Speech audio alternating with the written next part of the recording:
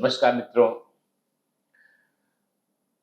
जब मैंने गुरु चांडाल योग या गुरु चांडाल दोष पर अपना यूट्यूब पे वीडियो डाला, तो संभवतः मैं समझता हूँ कि इससे विस्तृत गुरु चांडाल योग पर और व्यवस्थित वीडियो यूट्यूब पर कोई भी उपस्थित नहीं है, कोई उपलब्ध नहीं है।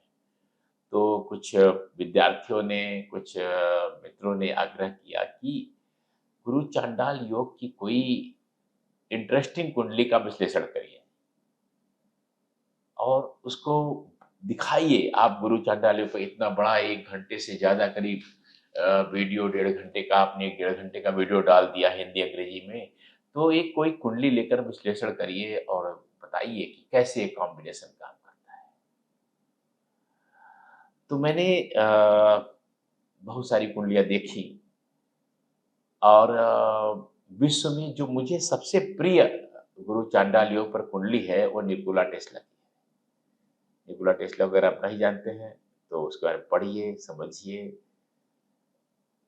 क्या चीज़ है वह। लेकिन जो मैं इस कुंडली को आज चर्चा करने जा रहा हूँ, यह कुंडली है भारत के एक राजनैतिक व्यक्ति की, जिनका नाम है अखिलेश यादव। भारत का सबसे बड़ा प्रदेश है जनसंख्या के दृष्टिकोण से उत्तर प्रदेश। और उसके वो 2012 में मुख्यमंत्री बने। उत्तर प्रदेश के सबसे कम उम्र के मुख्यमंत्री बनने का उनको गौरव प्राप्त है। जो कुंडली आप लोग स्क्रीन पर अखिलेश यादव जी की देख रहे हैं, यह कुंडली उनके वास्तविक जन्म के समय और जन्म के दिनांक पर और जन्म के स्थान पर आधारित है।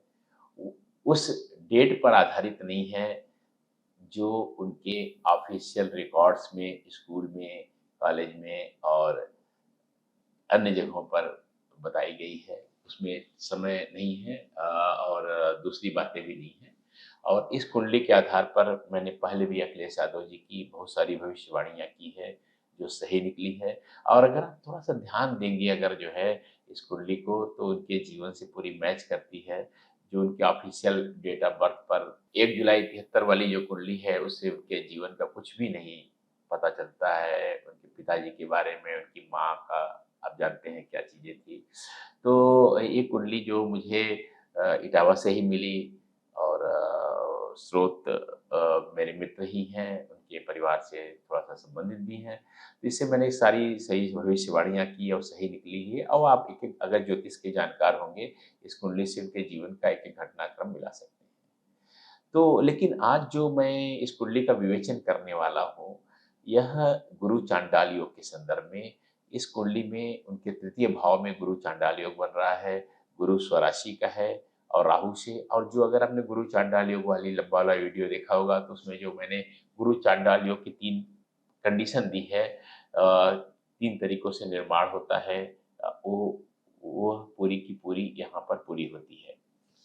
तो तृतीय भाव में, पराक्रम के भाव में स्वराशि का गुरु है, उसके साथ राहु बैठे हुए हैं और गुरु चांडालियों का निर्माण कर रहे हैं। अगर वह वीडियो आपने ध्यान से देखा होगा, तो तुला लग्न के बारे में जब मैंने बताया था कि तुला लग्न में गुरु चांडाल योग होगा तो क्या होगा? मैंने कहा था कि इनका लिए इनके रिश्तेदार इनके बहुत बोझ जैसे हो जाते हैं और उनको ढोना एक बहुत बड़ी मुसीबत हो जाता है। और उन उसको लेकर के कलह भी बनी रहती है, संवादहीनता बनी रहती है, संवाद में भ्रम भी बना रहता है, लेकिन आप उनको संतुष्ट नहीं, क्योंकि और एक और बात कही थी, मैंने कहा कि अगर आपने ध्यान से वीडियो देखा होगा, मैंने कहा कि भाई-बहन और कज़न भी एक बहुत बड़ी मुसीबत बने रहते हैं और उनको लेकर के तमाम समस्याएँ बनी रहती हैं। अगर अखिलेश यादव जी की कुंडली आप देखेंगे और यह कुंडली देखेंगे और अखिलेश यादव जी का जीवन देखेंगे, ये गुरु चांडाल योग का जो मैंने वहाँ पर तुला लगने के लिए बताया था, वो पूरा का पूरा उनके जीवन में प्रतिबिंबित होता है। सन 2012 में जब वो पहली बार मुख्यमंत्री बने, एक ही बार अभी मुख्यमंत्री बने हैं, दोहरा नहीं पाए हैं। आगे भविष्यवाणी करने के लिए यह नई विवेचन कर रहा हूँ। हालाँकि इस कुंडली से मुझे बहुत बड़ी-बड़ी आशाएँ हैं। लेकिन उसका कारण यह है कि गुरु चांडाल योग पराक्रम भाव में पराक्रम का विस्फोट करता है। पराक्रम का आपको विस्फोट करते हैं, आपको इतने अवसर देता है। अच्छा, गुरु चांडाल योग का आपने ये भी मैंने बताया था कि यह लीक से हट करके अगर चलते हैं तो इनको सफलता प्राप्त होती है। लीक पर चलते हैं तो यह डूम्ड हो जाते हैं, माने बर्बाद हो जाते हैं। सारी राजयोग सब कुछ खत्म हो जाता है। तो गुरु चांडाल योग इनके पराक्रम योग में था और 2012 में जब ये बने तो जनता को बहुत बड़ी-बड़ी आशाएँ थी कि ये लीक से हटकर काम करेंगे, ये कुछ नया करेंगे प्रदेश के लिए जो तमाम समस्याओं से घिरा हुआ था। लेकिन जो क्या किया इन्होंने जो है, यह अपने रिश्तेदारों के, अपने भाई-बहनों के, इनके उनके कुनबे के चक्कर में फँस गए और वो लोग इनको लेकर डूब गए। सारी आशाएँ धूल-दूषित हो गई, पराक्रम भाव बर्बादी का भाव हो गया। इन्होंने ऐसा कुछ भी जो है अ, विकास कार्य करना, ये करना, वो करना, लेकिन आपको जो एक नए मापदंड स्थापित करने थे राजनीति में, उस स्तर पर मुझे कहने में कोई संकोच नहीं कि अखिलेश यादव जी अनुत्तीर्ण हो गए, फेल हो गए, असफल हो गए। ऐसा भी आप जानते हैं कि कहा जाने लगा कि अखिलेश यादव जी तो अलग हैं, साढ़े 3 या साढ़े 4 मुख्यमंत्री जो है इस देश को प्रदेश को चला रहे थे। आज़म खान थे, राम गोपाल यादव जी थे, शिवपाल यादव, पता नहीं कौन-कौन लोग थे जो है और आधे मुख्यमंत्री जो अखिलेश यादव जी थे, ये सब मिल कर के प्रदेश को चला रहे थे। ये बहुत बड़े एक ऐसे जागरूक युवा नेता पर ऐसी टिप्पणियाँ जो सोशल मीडिया और तमाम मीडिया में चल रही थी, कलंक की तरह देखी जानी चाहिए और अखिलेश यादव जी ने उसको गंभीरता से नहीं लिया। यहाँ तक कि ऐसी-ऐसी बातें जो है उस समय एक मायावती जी के ज़माने में ऐसा अंधविश्वास चला था कि नोएडा की धरती पर जो कदम रखता मुख्यमंत्री, उसकी गद्दी चली जाती है। नोएडा उत्तर प्रदेश का, भारत के राज्य उत्तर प्रदेश का सबसे विकसित, सबसे उद्योग प्रधान शहर है। वहाँ प के बारे में ऐसी अंधविश्वास या अफ़वाह चली और मायावती जी विश्वास करती समझ में आता है, लेकिन एक युवा मुख्यमंत्री जो सबसे कम उम्र मुख्यमंत्री बना था और वह विदेश से पढ़ कर के डिग्री लेके आया, उसने इस अंधविश्वास पे विश्वास किया और उन्होंने इस प्रदेश में कभी भी मुख्यमंत्री रहते हुए इस इस शहर में कदम नहीं रखा। एक आध बार बाद में भी आए तो वह गाड़ी से नहीं उतरे, इतना अंधविश्वास और उन्होंने उस जस्टिफ़ाई भी किया। एक बार इंटरव्यू में मुझे मालूम है, उन्होंने इस अंधविश्वास को जस्टिफ़ाई किया कि किन्हीं चीज़ों को मानने में क्या बुराई है। जबकि उनके बाद बने मुख्यमंत्री योगी आदित्यनाथ ने कभी इस बात पर विश्वास नहीं किया, कई बार ये नोएडा आए, कई चीज़ों कार्यक्रमों में भाग लिया, योजनाओं का उद्घाटन यहाँ उपस्थित होकर के सशरीर किया।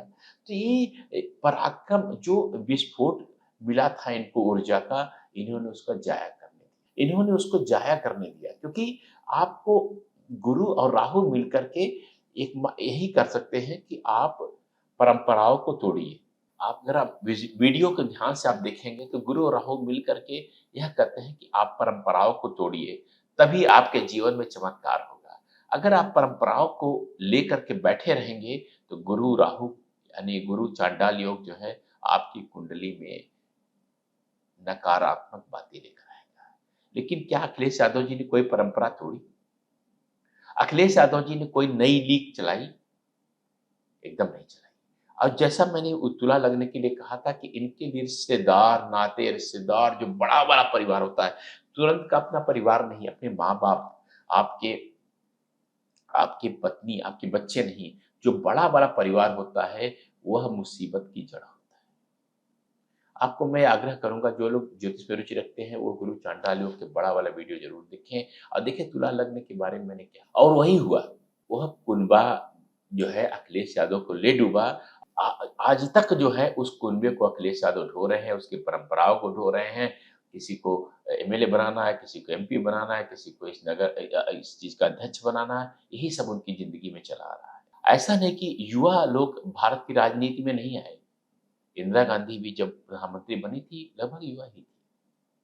बहुत सारे लोग आए, लेकिन उन्होंने उस परंपराओं का एकदम 100% पालन करना उचित नहीं समझा। उस अपने रैकेट से, उस नेटवर्क से बाहर निकले।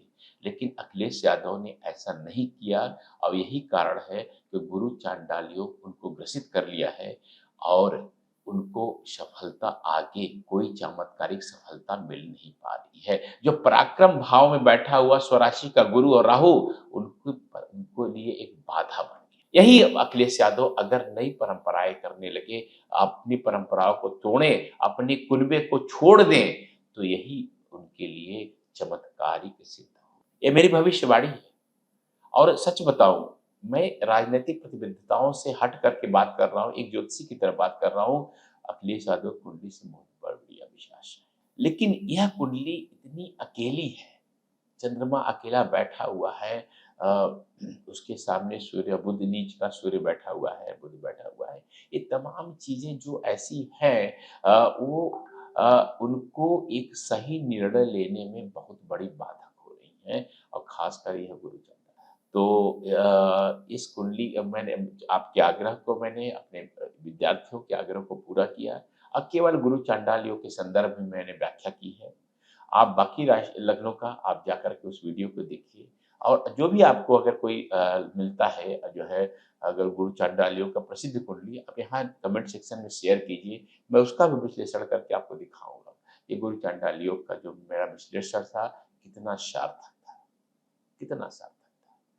और एक और बात जो है, जब छठे भाव का स्वामी गुरु होता है, तुला के लिए मैंने एक और बात बताई थी कि तमाम झगड़े किच-किच आपकी ज़िंदगी में चलता रहता है, और आपके आस-पास के लोग ही, पड़ोसी ये हो, जो आपके आस-पास के लोग ही आपके लिए बहुत बड़े झगड़े का कारण बन जाते हैं। आपका कुनबा, आपके आस-पास के लोग, आपसे जुड़े हुए लोग, जिनको आप सपोर्ट समझते हैं, वही आपके ऊपर बोझ बन जाते हैं। तो क्या अखिलेश यादव इससे मुक्त होंगे? क्या जनता का जो समर्थन मिलता है, उसके आधार पर आगे बढ़ना चाहेंगे? यह तो भविष्य बताएगा। एक बहुत ही और अच्छी जानकारी ये है कि गुरु राहु से जिससे बनता है गुरु चांडाल योग, उसकी ही दशा अखिलेश यादव के जीवन में आने वाली है 28 अक्टूबर 2026 से 23/3/2029 तक की। इसी पीरियड में यूपी का, उत्तर प्रदेश का अगला चुनाव होने वाला है। अगर अखिलेश यादव इस माया जाल को, गुरु चाट डाल के तोड़ देते हैं, नई परंपराएँ लेते हैं, पुरानी चीज़ों को तोड़ करके जो बंधन है, जो इनके चारों तरफ घेरे हुए हैं, उससे बाहर निकल आते हैं, सफलता मिलेगी। नहीं तो मैंने जैसा बताया था, गुरु चांडाल योग के सारे नकारात्मक परिणाम, वो सारी कुंडली के योग होने के बावजूद उनके जीवन में आएँगे, और ये योग सारे बर्बाद हो जाएँगे। ज्योतिष केवल आने वाली संभावनाओं को बताता है। उस संभावनाओं को समझ करके जो व्यक्ति आगे बढ़ जाते हैं, वही सफल होते हैं, नहीं तो फिर। नमस्कार, मैं हूँ आचार्य कल्की कृष्ण।